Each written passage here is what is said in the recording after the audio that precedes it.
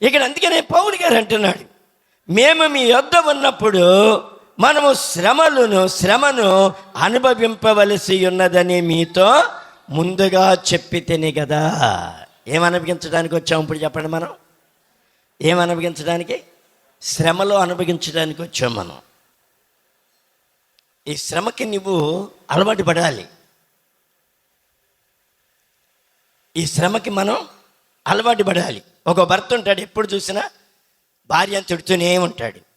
దానికి ఆమె ఏమైపోద్ది? అలవాటు పడిపోద్ది. అవునా? అలాగే ఈ స్థలములో మనము శ్రమ అనుభవించడానికి ఏమవ్వాలి? అలవాటు పడిపోవాలి. గిత్తదోళ్ళు ఉన్నాయి. ఆ గిత్తదోళ్ళలో బండి గట్టక ముందు దున్నపోతుల్లాగా తింటాయి, చక్కగా పొడుకుంటాయి, ఇష్టం వచ్చినట్టు పరిగెత్తుతాయి. దానికి కాడి అలవాటు చేస్తారు. ముందుగా కాడి కట్టి, ఒక టైర్ కట్టి, దాని మీద ఒక రాయి పెట్టి అటో ఇటో చెన్నాకులతో కొడతా ఉంటారు. ముందు నేర్పుతారు. తర్వాత బరువులేసి బండి కట్టి బరువులేసి లాగుతూ ఉంటారు. అవి ఎప్పుడు కూడా కష్టమని అలవాటు పడిపోయినాయి. మనము కూడా ఈ శ్రమను అనుభవించవలసి ఉన్నదని మీతో ముందుగా చెప్పితేనే కదా. అలాగే జరిగినది. అది జరుగుద్ది. అలాగే ఇది మీకును తెలియను. అట్టి శ్రమలను అనుభవించుటకు మనము నియమింపబడిన వారమని మీరెరుగుదురు. దేనికమ్మ ఇప్పుడు చెప్పండి? అట్టి శ్రమలను అనుభవించుటకు మనము నియమింపబడ్డాం. అది గుర్తుంచుకోండి.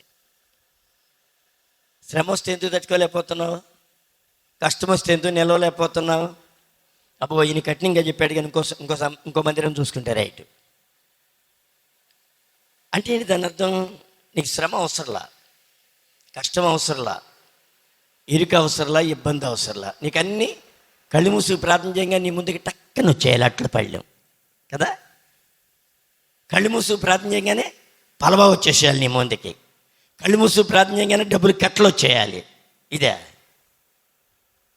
ఇది కావాలంటే నువ్వు నిత్య నరకంలోకి వెళ్ళిపోతావు. దీన్ని కాదు, ఇది అనుభవించడానికి, ఇట్టి శ్రమలు అనుభవించుటకు మనము నియమింపబడి ఉన్నామని ఎరుగుదురు. ఏమండి? మనము దాని కొరకు పిలువబడ్డాం. 6వ వచనం, 5వ వచనం. ఇందుచేత నేనును ఇకను సహింపజాలక శోధకుడు మిమ్మను ఒకవేళ శోధించునేమో అనియు, మా ప్రయాస వ్యర్థమైపోవునేమో అనియు మీ విశ్వాసమును తెలుసుకోవాలని అతన్ని ఏంటంట, ఎక్కడ ఎవరు జారిపోయారో, పడిపోయారో, శోధనలకి జారిపోతున్నారేమో అని పౌలు గారంట తిమోతిని పంపించాడంట. వెళ్ళి చూసిరా నాన్న వాళ్ళు ఎలాగున్నారు, ఒకవేళ మన ప్రయాస అంతా ఏమైపోతుందంట, వ్యర్థమైపోవనేమో. చూడండి, దేవుని సేవకుని యొక్క ప్రయాస వ్యర్థమైపోకూడదు. 6వ వచనం మనం చూస్తే, తిమోతియు ఇప్పుడు మీ యొద్ద నుండి మా యొద్దకు వచ్చి మేము మిమ్మల్ని ఎలాగూ చూడనపేక్షించుచున్నాము, అలాగే మీరును మమ్మను చూడనపేక్షించుచు ఎల్లప్పుడూ మమ్మను ప్రేమతో జ్ఞాపకము చేసుకునుచున్నారని మీ విశ్వాసమును గూర్చి, మీ ప్రేమను గూర్చియు సంతోషకరమైన సమాచారం మాకు తెచ్చెను. ఒక విశ్వాసి కష్టానికైనా అలాగే నిలబడితే దేవుని సేవకుడు చాలా సంతోషపడతాడు. దేవుడు కూడా చాలా సంతోషపడతాడు, ఆనందపడుతూ ఉంటాడు. ఇదిగో మీరు శోధించబడినట్లు మీలో కొందరిని అపవాది ఎక్కడండి, చెరసాలలో వేయించబోచున్నాడు. 10 దినములు శ్రమ కలుగును, మరణము వరకు ఎక్కడ ఉండాలి, ఎట్లా ఉండాలి చెప్పండి? జైల్లో పడేయచ్చు. 10 దినములు మీకు శ్రమ కలగవచ్చు, మరణము వరకు నమ్మకముగా ఉండము, నేను నీకేమిస్తానన్నాడు చెప్పండి. ఇప్పుడు మరి నువ్వు కష్టానికి తగిన ప్రతిఫలం ఉందా లేదా? చెప్పండి, ఉందా లేదా? ఉంది. దాన్ని భరించి ఓర్చుకొని సహించాలి. ఎప్పటి వరకే? మరణం వరకే. సహించగలుగుతున్నావా? ఓర్చుకోగలుగుతున్నావా? ఊరికే కలవరపడిపోతున్నావా? ఏంటండి, 10 దినములు నువ్వు సహించి ఓర్చుకుంటే ఆయన ఏమిస్తా అంటే నీకు జీవ కిరీటం ఇచ్చును. చూడండి ఎంత మంచి కృపని దేవుడిస్తాడు, ఆలోచించేయండి. ప్రకటన గ్రంథం 12వ అధ్యాయం 9, 10, 12 వచనాలు మనం చూస్తే, సర్వలోకమును మోసబుచ్చుచు అపవాది అనియు సాతాను అని పేరు గల ఆది సర్పమైన మహాఘట సర్పము పడద్రోయబడిను. అది భూమి మీద పడద్రోయబడిను. ఇప్పుడు అది ఎక్కడుంది చెప్పండి? అది ఎక్కడుంది? భూమి మీద ఉంది. మరి భూమి మీద ఉన్నప్పుడు మరి దానికి మనకి పోరాటమే కదా. ప్రభు ఏమన్నా దాని దగ్గర ఆయన దగ్గర పెట్టుకుంటే ఎట కూడా ఆయన చూసుకునేవాడు, మనం సేఫ్ అయ్యేవాళ్ళం. కానీ ఆయన ఎక్కడ దొక్కాడు? భూమి మీద పడిపోయింది. భూమి మీద పడిపోయి ఏం చేస్తుందంట? భూమి మీద పడద్రోయబడిన దాని దూతలు దానితో కూడా ఒక్కడే కాదు, వాడి దూతలన్నీ పడద్రోయబడిని. మరియు గొప్ప స్వరము పరలోకమందు చెప్పుట నేను వింటిని, రాత్రింబౌళ్ళు మన దేవుని ఎదుట మన సహోదరుల మీద నేరము మోపువాడైన అపవాది పడద్రోయబడి ఉన్నాడు గనుక ఇప్పుడు రక్షణయు శక్తియు రాజ్యమును మన దేవుని వాయను. చూడండి, వాడు ఏం చేస్తున్నాడు? రాత్రింబౌళ్ళు ఏం చేస్తున్నాడు మన మీద? చెప్పండి.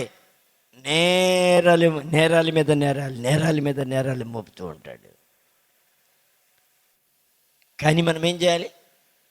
ఓన్లీ ప్రేయర్, ప్రార్థనా జీవితం ఉండాలి. నీకు ప్రార్థనతో నువ్వు నింపబడి ఉండాలి. అంతేగాని కృంగిపోకూడదు. ఎవరంటే వాడు ఏమండి, అపవాది నిన్ను బలముగా శోధిస్తూ ఉంటాడు. 12వ వచనములు అంటాడు, దయచేసి సహాయం చేయండి. అందుచేత పరలోక నివాసులారా ఉత్సాహించుడి, భూమి సముద్రమా నీకు శ్రమ, అపవాది తనకు సమయము కొంచెమేనని తెలుసుకుని బహు క్రోధము గలవాడై మీ యొద్దకు దిగి వచ్చి ఉన్నాడు. ఎలాగుందో మన మీద చెప్పండి. వాడికి ప్రేమతో ఉంటాడా? అపవాది ఐ లవ్ యూ అంటాడా? చెప్పండి. అపవాది ఎలాగంటాడు? బహు క్రోధ అంటే నవ్వులుదాం, వీడిని మింగేద్దాం అని ఉంటుంది. నా మీద మరీ ఉంటుంది నేను మీకన్నా. ఎందుకంటే మీరు అటు ఇటు యాక్షన్ చేసేవాళ్ళు మీరు, అందుకని మీ జోలికి ఎక్కువ రాడు. అవునా? ఎలాగున్నాడంటే బహు క్రోధము కలిగిన వాడై మీ యొద్దకు దిగి వచ్చాను. చూడండి, వాడు ఎప్పుడు మింగేద్దామా? ఎవరిని మింగేద్దామా? ముఖ్యంగా దేవుని సేవకి దేవుడు ఎన్నుకున్నటువంటి వారి మీద బహుగా ఈ దాడి ఉంటుంది. అది నేను బాగుగా ఎరుగుతాను. నేను మద్రాసులో ట్రైనింగ్లో ఉండగా ఒక రాత్రి ఒక దర్శనాన్ని ప్రభు చూపిస్తున్నాడు. ఏంట దర్శనం అంటే, బయటి నుంచి ఇలాగూ సాధువులు అన్నమాట. ఓ చేత్తోనేమో త్రిశూలం ఉంది, కాషాయ రంగు వస్త్రాలు వేశారు, కాషాయ రంగు క్లాత్ కట్టారు పైన. దాదాపు ఒక 10 మంది త్రిశూలాలు పట్టుకుని ఎంబడు మాకెదురు వస్తున్నారు. అక్కడ గీత గీస్తుంది. మేము ఇలాగెళ్ళాలి, ఇలాగెళ్ళి ఇది మధ్యలో గోడ బయట వీళ్ళు లోపలికి ఎంటర్ అవుతారు. మేము ఇళ్ళకెళ్ళి ఇటు వెళ్తే అక్కడ బిల్డింగ్ ఉంది, ఆ బిల్డింగు సేపు. ఆ బిల్డింగ్ అక్కడ గేట్ ఉంటుంది, ఆ గేట్ దాటితే ఇంకేం మనకేమి హాని లేదు. ఇక వాళ్ళు పరిగే వస్తున్నారు. నాకన్నా ముందు నలుగురు ఉన్నారు, ఆ నలుగురు దాటేశారు, నేను కూడా గేట్ దాటేశాను. అయితే దాటేశాడు అన్నాడు. కొంచెం ఒక రెప్పపాటులో తప్పింది నాకు. రే దాటేశాడు, అయిపోయింది అన్నాడు. నా వెనకాల వచ్చిన వాళ్ళందరినీ ఒక దాదాపు 3-4 స్వాట్లో వేసారు వాళ్ళు. నేను ఎప్పుడైతే దాటేశాడన్నానో నేను ఆ సేఫ్ అయినటువంటి బిల్డింగ్లోకి వెళ్ళిపోయాను. ఏంటది? అలాగే నాతో పాటు ట్రైనింగ్ చేసినటువంటి వారు అవుట్ అయిపోయారు. ఈ దినం సేవలో లేరు వాళ్ళు. దేవుని సేవలో ఉండేటప్పుడు ఎన్ని కష్టాలో తెలుసా, ఎన్ని శ్రమలో తెలుసా.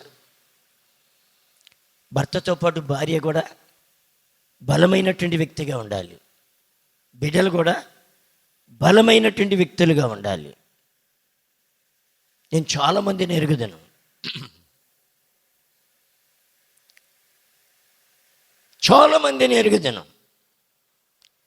సేవ చేయటానికి వారు వచ్చినప్పుడు మంచి యవనస్తులు, నేను ఒక గ్రామం వెళ్తే చెబుతున్నారు వారు, మనకి దగ్గర ఉన్నటువంటి గ్రామం మీద కూడా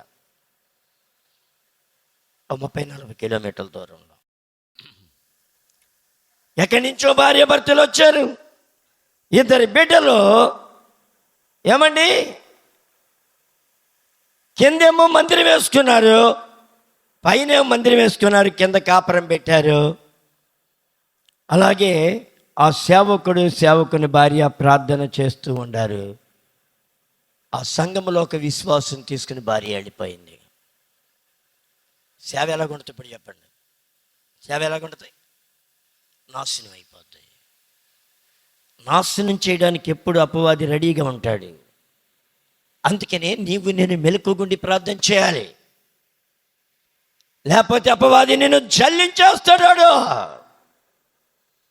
అందుకనే మొదట నీ భార్యని కట్టుకోవాలి, మొదట నీ భర్తని కట్టుకోవాలి. ఒక స్థలంలో ఒక సేవకుడు భార్య ఉన్నారు. సేవకురాలు చాలా మంచి ఆమె, సేవకుడు దౌర్భాగ్యుడు.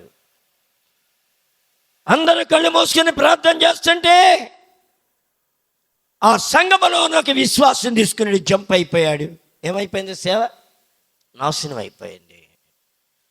అపవాది ఎవరైతే వీక్గా ఉంటారో వారిని జల్లించడానికి ఎప్పుడు రెడీగా ఉంటాడు.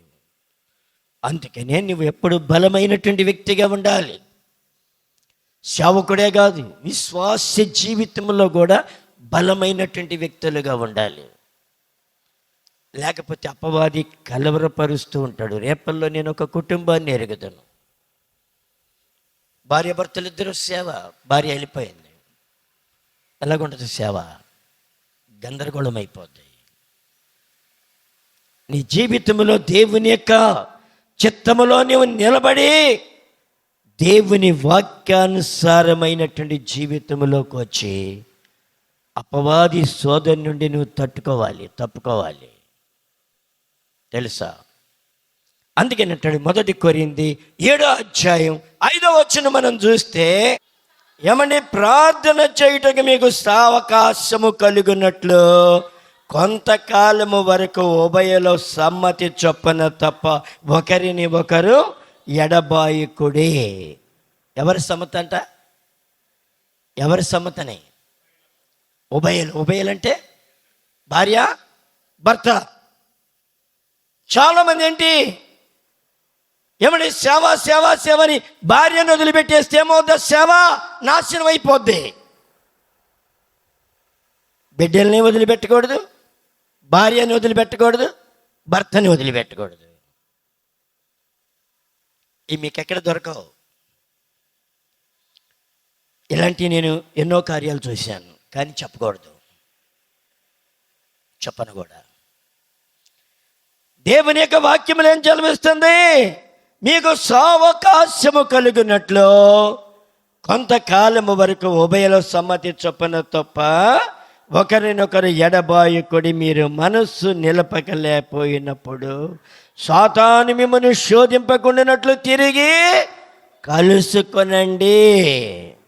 పౌలు గారు చెప్తున్నాడు, ఇది నా ఉపదేశమే కానీ దేవునిది కాదు. ప్రార్థన అవకాశం, ప్రార్థన చేయడానికి, మీరు శక్తిమంతులుగా ఉండటానికి, మీరు బలవంతులుగా ఉండటానికి ఇద్దరి సమ్మతి చొప్పున కొంతకాలము ఎడబాయుడి మనస్సు నిలపలేకపోయిన ఎడల ఒకరినొకరు తిరిగి కలుసుకొనండి. లేకపోతే ఏమవుద్ది? అపవాది శోధిస్తాడు. భార్య మనసు భర్త ఎరిగి ఉండాలి, భర్త మనసు భార్య ఎరిగి ఉండాలి. వారికి ఏ స్థితిలో ఉన్నారు? ఆమె ఏ స్థితిలో ఉంది, ఆయన ఏ స్థితిలో ఉన్నాడని ఇద్దరికి ఒక అండర్స్టాండ్ అనేది రావాలి. వచ్చినప్పుడు నీ కుటుంబాన్ని కట్టుకోగలుగుతావు. లేకపోతే ఎన్ని సంఘాలు పగిలిపోయినాయి తెలుసా? చాలా సంఘాలు పగిలిపోయినాయి, ముక్కలు ముక్కలు అయిపోయినాయి. విశ్వాసీ జీవితాలు ముక్కలు ముక్కలు అయిపోయినాయి, పతనం అయిపోయినాయి. కానీ మనం అలాగ పతనం అవ్వకూడదు. ఈ శోధనలో మనం నిలిచినటువంటి వారేమగా ఉండాలి. అందుకని అంటాడు యాకోబు రాసిన పత్రిక 1వ అధ్యాయం 2వ వచనానికి వెళదాం. దయచేసి సహాయం చేయండి. నా సహోదరులారా, మీ విశ్వాసమునకు కలుగు పరీక్ష ఓర్పును పుట్టించునని. ఏం పుట్టించుద్దండి? ఈ పరీక్ష మన జీవితంలో ఏమొస్తాయి? ఓర్పు కలుగుద్ది. నువ్వు పరీక్షించబడాలి, పరీక్షలో ఓర్పు రావాలి. చిన్నది కూడా నువ్వు తట్టుకోలేకపోతే ఎందుకు పనికొస్తాను? ఎందుకు పనికొస్తారు? అందుకని అంటున్నాడు, మీ విశ్వాసమునకు కలుగు పరీక్ష ఓర్పును పుట్టించునని ఎరిగి మీరు నానా విధములైన శోధనలో పడినప్పుడు అది మహా ఆనందమని ఎంచుకొని. దానిలో నువ్వు పిరికిదాన్ని అవ్వకూడదు, పిరికివాడు అయిపోకూడదు. ఈ పరీక్ష నీకు ఓర్పును పుట్టించుది. ఇది మహా ఆనందమని ఎంచుకోవాలంటండి. ఈ శోధన దేనికంట? ఏమండి, నిన్ను బలపరిచి దృఢముగా ఉండటానికి చేసేది శోధన. శోధన లేకపోతే ఏమవుద్ది? గర్విష్ఠులు అయిపోతాం. శోధన అనేది ఒక వ్యక్తిని చక్కగా దిద్దుద్ది, చేయబడతాం, దేవునికి నమ్మకస్తుగా ఉంటాం. శ్రమలో మనలను దీనులుగా చేసేది శ్రమ. లేకపోతే మనం దీనులుగా కాలేం, గర్విష్ఠులు అయిపోతాం. శ్రమలో మనల్ని ఏం చేస్తాంట? శ్రమ దీనులుగా చేస్తాంట, గర్వం నుంచి విడిపించుద్దట. ఈ శ్రమలో దేవుని వైపుకి పూర్తిగా సాతాను వైపు నుండి దేవుని వైపుకి తిరిగేలాగా చేస్తాట శ్రమ. ఈ శ్రమలో నుండి నువ్వు పారిపోకూడదు, దానిలోనే ఉండాలి. శ్రమ, కష్టము, నిందలు, ఆర్యళ్ళు నానా విధములుగా ఉంటాయి. వీటన్నిటిని మనం భరించాలి, ఓర్చుకోవాలి, సహించాలి. 12వ వచనంలో ఏమంటాడు? అందులోనే శోధన సహించువాడు ధన్యుడు. ఇప్పుడు మనం ధన్యులు అవ్వాలంటే ఏం చేయాలి చెప్పండి? శోధన సహించాలి, ఓర్చుకోవాలి.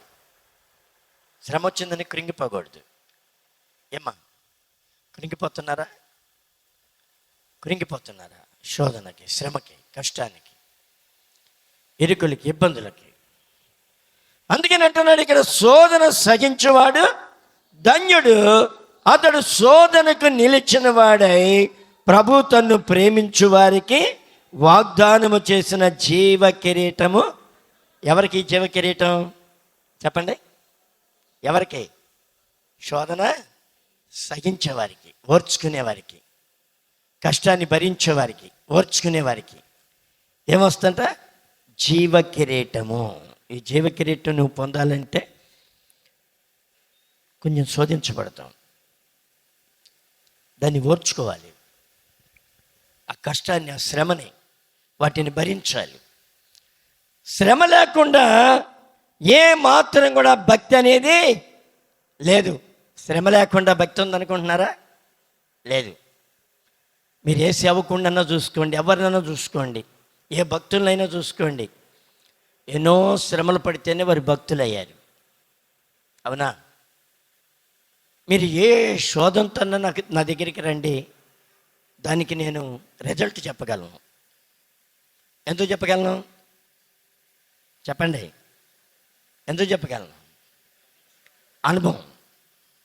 అనుభవించుంటాం కాబట్టి. ఒక వ్యక్తి ఒక శోధనను అనుభవించినప్పుడు మరో వ్యక్తికి చేయూతనివ్వగలడు. ఈ శోధన అదే ఉంది. నేను విశ్వాసకి ఉన్నప్పుడు ట్రాక్టర్ మీద ఒక గ్రామం వెళ్తున్నాం, పాసిపోగు దొలుకుని వెళ్తుంటే ఒక యవనస్తుడు, 25, 26 ఏళ్ళు ఉంటాయి.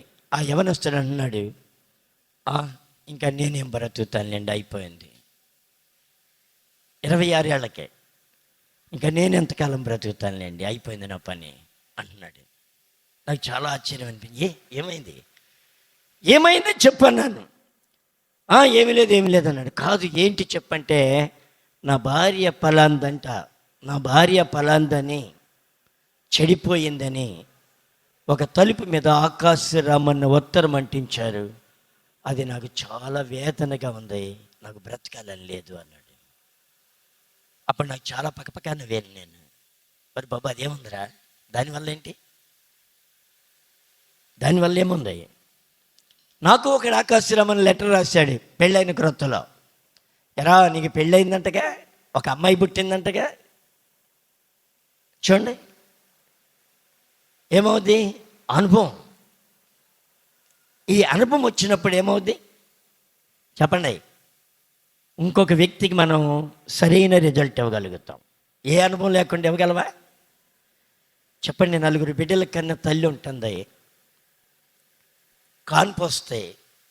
ఆ కాన్పు వచ్చినప్పుడు ఆ 4 బిడ్డల తల్లి దగ్గరికి వెళ్ళి అంటుతాయి, అమ్మా ఈ డొక్కలన్నీ పడుచుకుపోతున్నాయి, కూర్చోలేకపోతున్నాను, నుంచోలేకపోతున్నానమ్మా అని దగ్గరికి వెళ్తే ఆమంటాయి, నువ్వేమంటాయి? పసిపిచ్చిదానా, నేను 4 కన్నా ఏంటి అని ఏం చెబుద్ది? దానికి రిజల్ట్ చెబుద్ది, మంచి ఇలాగే ఉంటుందమ్మా, ఏం కాదు. అదే ఎవరిని కన్నాళ్ళ దగ్గరికి వెళ్తే చెప్పగలరా? చెప్పలేరు. బిడ్డ కక్కుతున్నాడు, కక్కుతుంటే 4 కన్నా తల్లి దగ్గరికి వెళ్ళి అంటాయి, అమ్మ ఇలా కక్కుతున్నంటే, సై నువ్వేం తిన్నావు? చేపలు తిన్నావు. చేప తింటే అలా కక్కుతాడే, చేప తినబాకు. అలాగూ రిజల్ట్ చెబుతూ ఉంటారు. అలాగే ఒక బోధకుడు కూడా శ్రమ లేకుండా ఒక విశ్వాసికి భక్తి నేర్పలేడు. అందుకనే దేవుడు శ్రమల మార్గముగా నడిపిస్తాడు ఒక బోధకుడిని. దేనికో తెలుసా?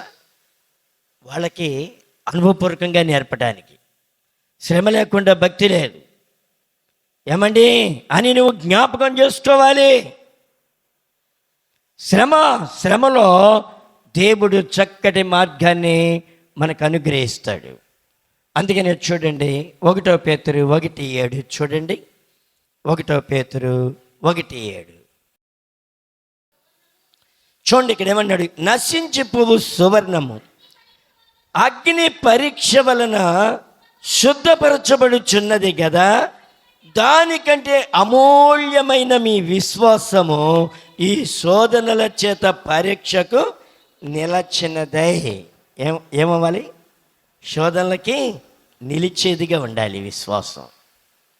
ఎన్నొచ్చిన కదలకూడదు. ఊపుతూ ఉంటుంది సైతాన్ని, ఊపుతూ ఉంటుంది. ఊపినా కానీ నువ్వు పైనే చెట్టుకే ఊగుతూ ఉండాలి, చెట్టులో నుంచి కింద పడిపోకూడదు. ఒక క్రైస్తవుడు అలాగ ఉండాలి. ఇంకేమన్నాడు?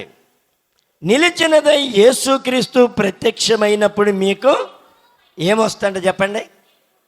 ఏమొస్తాయి? ఎప్పుడు శోధనకి నువ్వు నిలిస్తే ఎక్కడికి వచ్చేది కాదు, అక్కడ వచ్చేది ఏంటంట? దేవుని వలన మనకి మెప్పును మహిమయు ఘనతయు కలుగుటకు కారణమగును. చూడండి, నువ్వు వీటన్నిటిని అనుభవించాలి. మనం అనుభవిస్తే దేవుని ద్వారా మనకేమొస్తుంది? 1 మెప్పు అంట, 2 మహిమ, 3 ఘనత. చూడండి ఎంత విలువైనవి.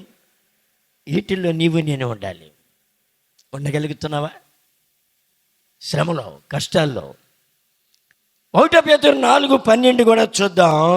1 పేతురు 4:12 ఏమంటున్నాడు? ప్రియులారా, మిమ్మును శోధించుటకు మీకు కలుగుచున్న అగ్ని వంటి మహాశ్రమను గూర్చి మీకేదో వింత సంభవించినట్లు ఆశ్చర్యపడకూడదు. చాలామంది అంటారు, అమ్మో నేను ఏబులాగా అయిపోయాను. ఏంటంటే ఏబులాగా అయిపోయారా? ఏమ్మా, చిన్న కోడిపిల్ల చచ్చిపోతే ఏబువా నువ్వు? చిన్న గ్యాద్దోడు చచ్చిపోతే ఏబువా? చూడండి మనం ఎంత. ఒకడు అన్నాడు, రేపల్లో ఒక ఆయన అంటున్నాడు, నాతో పోల్చుకుంటే ఏ పనికిరాడు నా ముందు అన్నాడు. ఏంటంట? నాతో పోల్చుకుంటే ఏ పనికిరాడంట. ఏంటదే? అందుకని అంటున్నాడు ఇక్కడ, అగ్ని వంటి మహాశ్రమను గూర్చి మీకేదో ఒక వింత సంభవించినట్లు ఆశ్చర్యపడకుడి. క్రీస్తు మహిమ బయలుపరచబడినప్పుడు మీరు మహా ఆనందముతో సంతోషించు నిమిత్తము క్రీస్తు శ్రమలలో పాలివారయ్యున్నంతగా సంతోషించుడే. క్రీస్తు నామము నిమిత్తము మీరు నిందల పాలైన ఎడల మహిమాస్వరూపైన ఆత్మ అనగా దేవుని ఆత్మ మీ మీద నిలుచుచున్నాడు గనుక మీరు ధన్యులు. ఇంకోటి ఏంటంటే, దేవుని ఆత్మ మన మీద నిలిచి ఉంటుందట.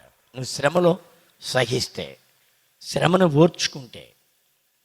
ఏమ్మా, నువ్వు లోకస్తులను చూసి ఏమనుకుంటావు? ఏముందిలేమ్మా, వాళ్ళు చూడు ఎంత బాగున్నారు, నా కర్మేంటి అయిపోయింది. ఏమంటారు? నా కర్మేంటి ఇలాగైపోయింది, నా బ్రతికేంటి ఇలాగ అయిపోయింది. వాళ్ళు చూడు చిలకా గోరింకల్లాగా ఉన్నారంటే ఎవరు? లోకస్తులు. లోకస్తులు చాలా హ్యాపీగా ఉంటారు, దానికి నేను ఒప్పుకుంటాను. నీవు నేను సిగ్గుపడేంతగా వారి మంచి ప్రేమతో ఉంటారు భార్యాభర్తలు. చూడండి, ఎవరినైనా మీరు లోకస్తులను చూడండి, ఎంత చక్కగా అంత సంతోషంగా ఉంటారు, ఆనందంగా ఉంటారు. మనం ఉండం. ఈ రెండింటికి కారణం ఏంటి చెప్తారా? చెప్పగలరా? ఈ రెండింటికి కారణం, లోకస్తులు మన మీద చాలా బాగుంటారు, ప్రేమతో ఉంటారు.